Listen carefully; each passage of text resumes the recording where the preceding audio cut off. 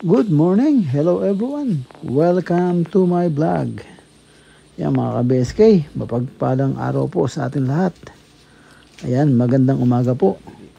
Ayan si Gerald at kumukuha ng napier na naman. Na-harvest yung ating napier at marami sa gawin ito. Ayan, para may makain yung ating mga kambing at saka yung ating mga alagang bibi. Yan. At pabo, yan ang malakas kumain ng napier. Yan ang pabo. Yung manok pa, isa-isa lang yan. Ayan, at napakarami nga pala, kapal. Ayan, sige, enjoy si Joey na kumuha ng napier. Ayan mga ka-BSK, samahan niyo po kami itong maghapon na to. At tignan natin anong journey na mangyari. At si Joey, pagkatapos niyang napier, gagawa siya ng pantanim ng ng kamuting baging, yung pantusok po doon sa baging. Ayan, gagawa siya para at least pasobrahan niya. Sakaling masira, mabali, may reserba agad. Yeah, kasi kawayan parang tuyong-tuyo na eh. So, ayan, at dinadamihan niya yung kuha ng napier. Kasi baka umulan uli. Ngayon, medyo tuyo na. So, ayan, inuupakan niya ng gusto. Ayan, si Joey. At, tignan natin itong maghapon na to. Samahan niyo po kami mga ka-BSK.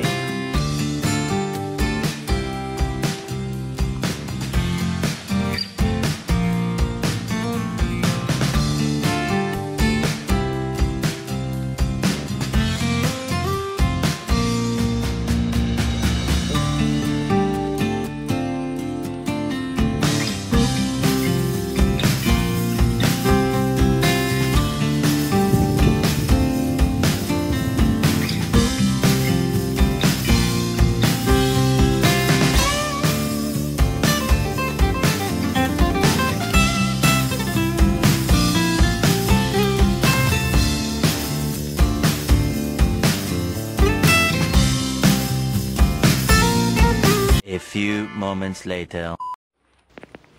Yan mga ka-BSK, yan si Joey gagawa na ng pantusok ng baging ng kamote. Yan, magtatanim ng kamote bukas. Yan, at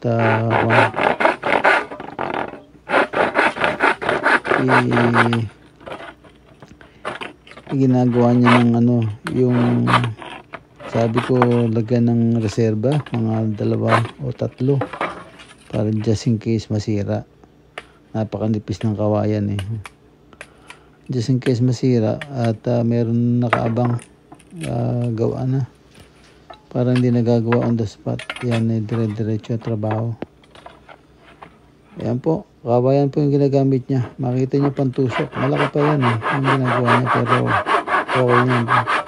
Kung babaon naman ng swabe, sabi pa. Kaya tama yan. Ayan, mga ka-BSK, meron na tayong pantanim ng kamuti bukas. Ayan, Joey, ayos yan. At gawin mo ng 4 para may reserba. Ayan po. A few moments later. Ayan mga ka-BSK. At ayan, tapos gumawa ng pantanim si Joey. Ayan na.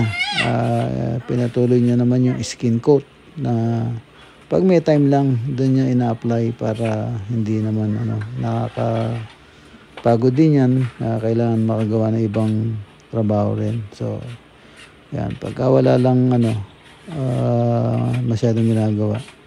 So yan, skin coat niya na yung harapan. Yan. At pagkatapos niyan mayang konti lalabas naman sila para kuhanin o pick upin yung bigas na pinakiskis nila sa rice mill. Ayan, sa rice mill. Ano yan eh, every yung yung may-ari ng rice mill. Parang kaplito pa ni Mrs. no, every year. Ayan, maya po lalakad sila para pick upin yung bigas. No, samahan niyo po kami hanggang matapos na maghapon at wala, busy at hindi na mawala ng ginagawa si Joey.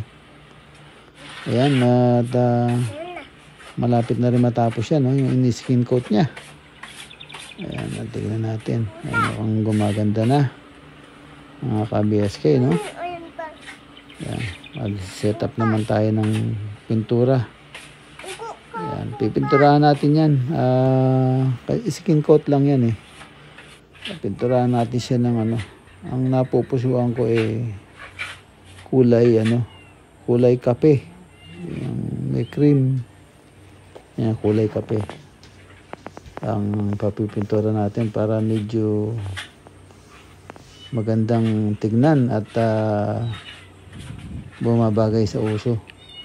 Ayan, at gumanda na mga ka-BSK. At susunod ay papagawa naman tayo ng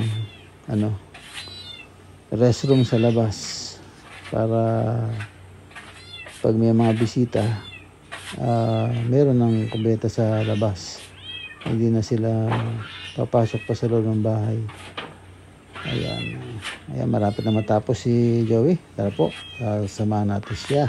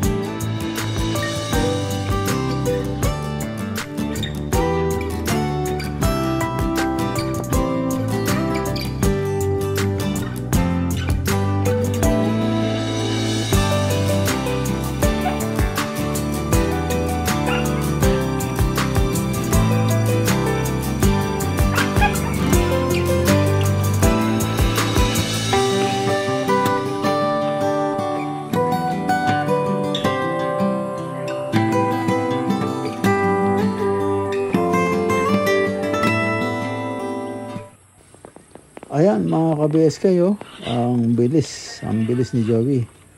Ayan, oh. Skin coat niya na agad yung ano, harapan. Ayan, oh. Konti na lang. Konting pahid na lang. Ayan. Pagkatapos niyan, ano,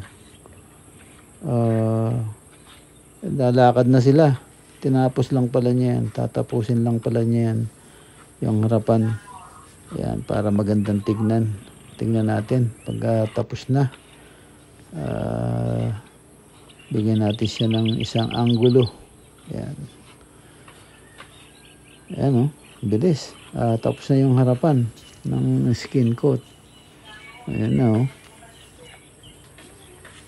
Ayan na.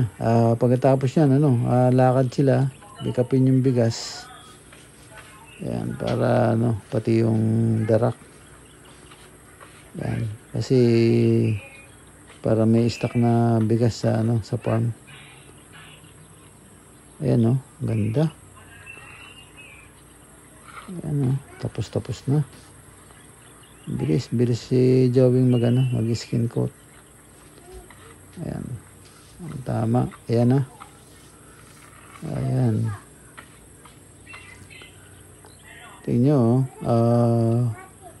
skin coat pa lang yan. May dating na. Kaya nga.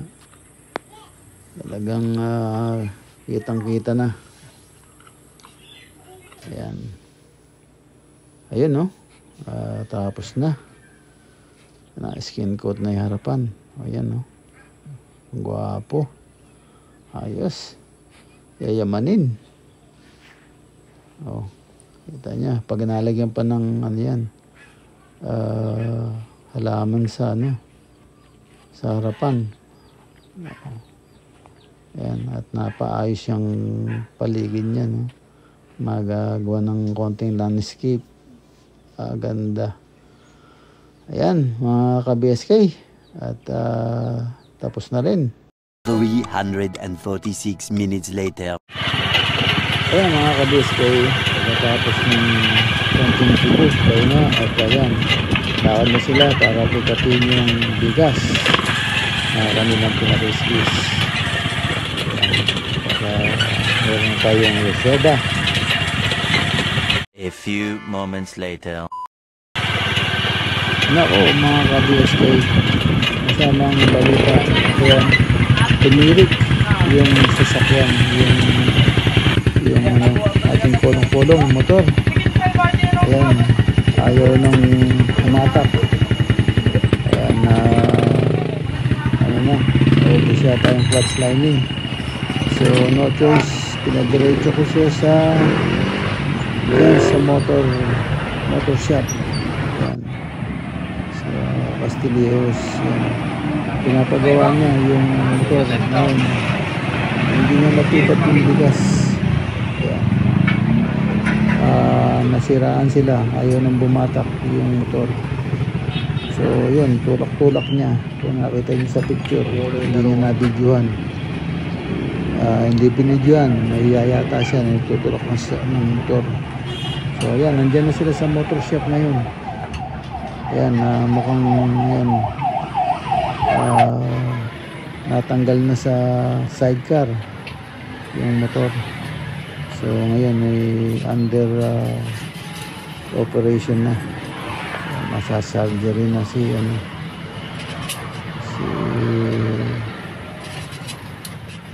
TMX ng Honda. Ayan. Medyo rin niya mahirap-hirap. Babaklasin yan. O-open yan. Sigurado. Pero kailangan tanggalin yung oil. Yan.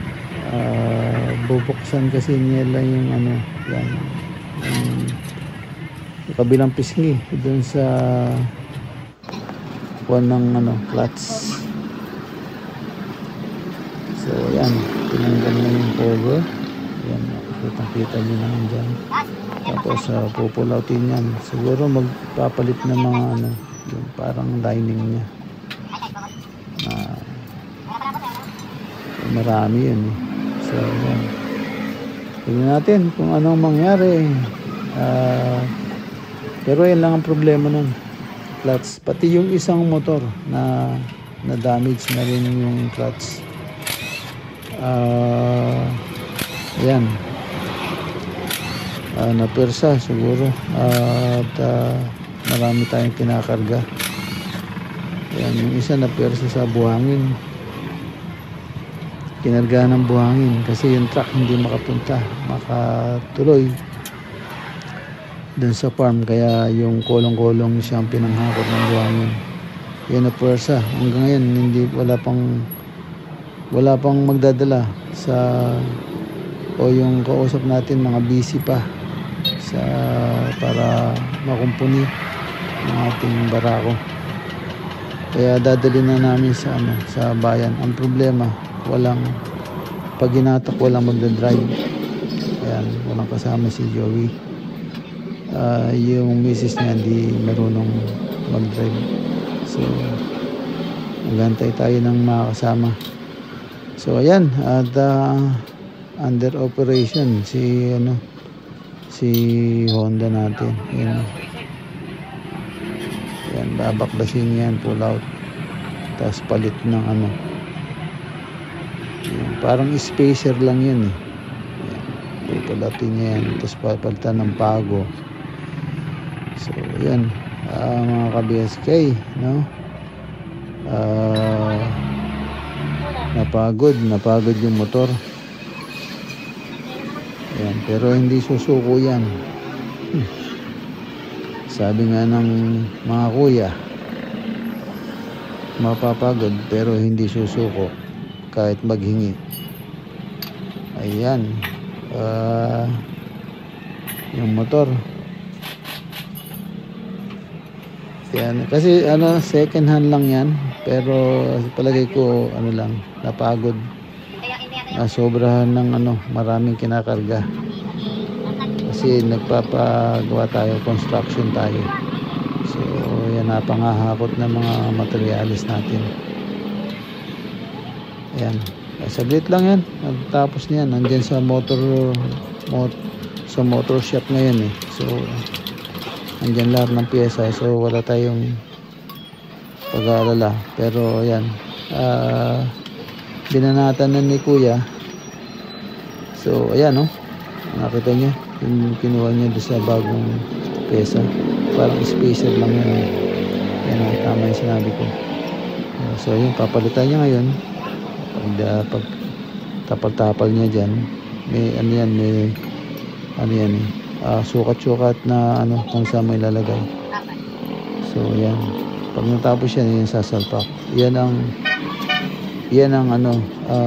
pag kinlats mo, yan ang ni-slide, tapos biglang didikit para tumakbo yung motor.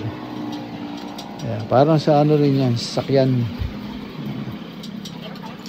Yan, mga ka-BSK, no? Tingnan natin, mukhang gagabihin na sila dyan, medyo gadilim na. Ayan, dilim na. Ayan, ayan, Joey, isa na, at ayan, nasiraan pa kayo. Ayan, pero dapat magawa yan, kundi wala na kayong gagamitin, yung isa hindi pa napapagawa. So tingnan natin pagka may kasama ka na dyan, sa paggawa natin agad para maparehistro na rin. Ayan, mga ka-BSK, gumagabi na.